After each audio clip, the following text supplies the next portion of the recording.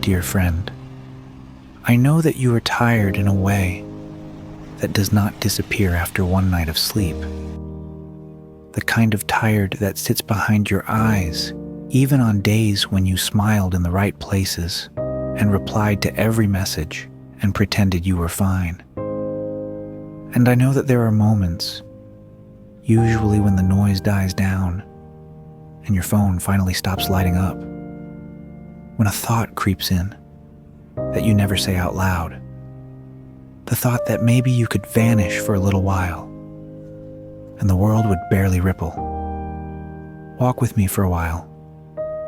Imagine it is just the two of us on some ordinary street, the kind no one would bother to photograph, pavement under our feet, buildings on either side, a sky that refuses to be dramatic for once, and we are side by side, not rushing anywhere, not trying to impress each other with stories, just breathing in the same air, listening to the same distant traffic, letting our steps fall into the same slow rhythm. And you do not have to look at me for this to count. You just have to stay beside me. Dear friend, I know there have been rooms where your laughter was the loudest and your heart felt the loneliest. Rooms where you passed the food, made the joke, took the photo, fixed the problem, and still went home with a silence in your chest so heavy it felt like someone had turned the lights off inside you. Rooms where you watched others gravitate naturally toward each other and you stood there thinking, if I were not here, this would still be happening. You are the dependable one, the one people describe as strong and low maintenance and capable, the one they trust with passwords and secrets and emergencies, the one who remembers the birthdays and deadlines, who knows when the bills are due, who mentally counts who needs a ride home, the one they turn to when things fall apart because they know you will answer. And somewhere along the way, you learned how to fold your own pain into a smaller shape so no one would trip over it. You learned to turn your heartbreak into a punchline. You learned to say, it is okay, I understand. Even when nothing in you understood why you were always the one understanding. Without sitting down and planning it, dear friend, you trained them. You trained them to believe that you are easiest to love when you ask for nothing. You trained them to relax into your reliability. You trained them to see your no worries as truth instead of survival. And they accepted that training because it benefited them, because it meant their storms always had somewhere to land. And now, when the day finally ends and you lie in the dark with your phone face down beside you, there are nights when you hold your breath and think, if I send a message right now and say I am not okay, who will actually come? And the part that answers is so afraid of being disappointed that you decide for everyone in advance. You tell yourself no one will stay, and you delete the message you never typed. We keep walking, passing windows where other lives are lit up. Two friends leaning close over a table, someone holding a sleeping child, someone laughing with their whole body. And you do that thing you hate that you do, where you look for yourself in those scenes and cannot find any version of you there, where you feel that sudden tightness in your throat because you love people with full attention and you rarely receive it in the same shape. And you wonder if maybe you were designed to be the background, the one who carries, the one who films, the one who cheers, but never the one who gets chosen in the center of the frame. Let me say this as clearly as I can while we are walking the same road.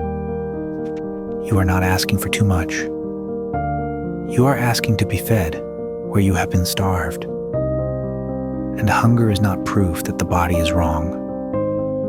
Hunger is proof that it was built to be nourished. There's a version of you on a train, hand wrapped around a metal rail, body swaying slightly with the movement, surrounded by strangers staring into their screens, and you catch your own reflection in the window and think, if I stepped off at the next station and never came back, would anything here really change? And the worst part is that a part of you answers, probably not. And you swallow that thought like poison and carry on because you do not know what else to do. Here is what that thought never includes. The way one person would notice that your name stopped appearing online, the way a chair would stay empty a little too often, the way there is a particular gap in the world shaped exactly like your presence. A gap you cannot see because you have been too busy filling other people's gaps to notice your own outline. We have failed people too, you and I. We have seen messages and said, I cannot deal with this right now, and then never gone back. We have left someone hanging at the edge of their confession because we were tired or scared or wrapped up in our own fear. And somewhere in another story, someone is replaying that silence and wondering what they did wrong, which means loneliness is not a sentence handed only to you. It is a chain that passes from hand to hand when all of us choose the easier thing instead of the honest one. But knowing that does not make the weight in your chest lighter. It just proves you are not cursed. You are human. So what do you do with this, dear friend, when you are still the reliable one in your group? When everyone is used to you being the stable ground? When the idea of saying, I need someone, feels more dangerous than keeping the ache inside? You do not have to fix every relationship in one night. You do not have to turn into a different person. You start by refusing to gaslight yourself. When this video ends, and our walk together fades back into whatever your life looks like after you hit pause, find something you can write on. The back of a receipt, a notebook, the Notes app on your phone, and write one sentence that begins with, today, I felt invisible when, and then finish it as honestly as you can bear. Today, I felt invisible when I spoke, and everyone reacted to my words, but no one really looked at me. Today, I felt invisible when I checked on everyone, and no one asked how I was staying afloat. Do not dress it up for an audience. Do not add wisdom. Do not rush to say, but it is fine. I am used to it. Let it sting a little. Let it make you uncomfortable. Because the point is not to impress anyone. The point is that somewhere in your space, there is now visible proof that your loneliness exists and that you did not abandon it again by pretending it was nothing. If you gather a few of these sentences over the next days, you will start to see the shape of your own heartbreak.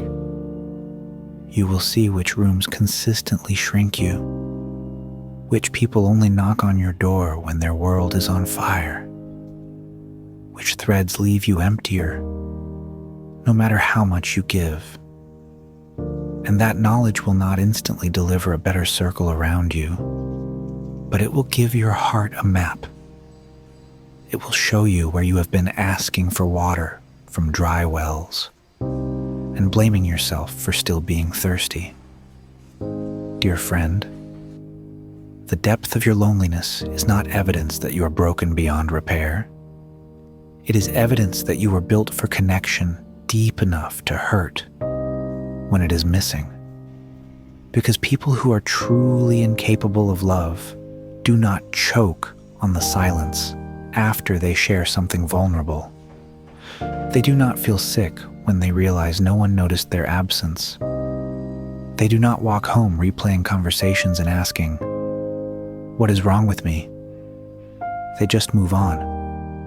You deserve people who can sit with the real you, not just the capable version, not just the fixer or the listener, but the you whose voice wavers, whose stories ramble, whose needs show up at inconvenient times, the you who wants, so badly it scares you, to be chosen deliberately and not just accepted because you are useful. Some of those people are still ahead of you on a road you have not walked yet. Some might already exist at the edges of your life, waiting for you to crack the door open and say, "I am not as fine as I pretend to be." Some will fail you, and some, when given the truth, will look at you and say, "I did not know it hurt that much, but I'm not leaving." Tonight, I'm not asking you to confront anyone, or forgive anyone, or send the message that feels like ripping your chest open. Tonight, I am only asking you not to keep disappearing from yourself. When the video ends and the sound drops out, and the world around you returns, go to the sink or the nearest source of water, pour yourself a small glass, feel its weight in your hand, drink it slowly, and notice that your body accepts it without asking whether you deserve it. Then place your palm over your chest and wait for one full rise and one full fall. And inside your mind, where no one can correct you, let this sentence form: I am lonely, and my loneliness is telling the truth about what I need. You did not invent the moments when you were passed over. You did not imagine the way your messages died in empty space. You did not hallucinate the nights you walked yourself home after making sure everyone else was safe. Those chapters are part of your story, whether anyone else remembers them or not. And still, here you are, dear friend, walking, breathing, listening, choosing to hear your own heart for once. For these minutes, you did not pretend that everything was fine. You let someone walk beside the part of you that aches, and instead of turning away, you stayed. You gave that ache a name, and that might feel small compared to the size of your hurt. But to a heart that has carried this weight alone for so many years, it is already a door opening a fraction of an inch. And you, whether you can believe it tonight or not, deserve a life where that door does not just open a little, but swings wide for you.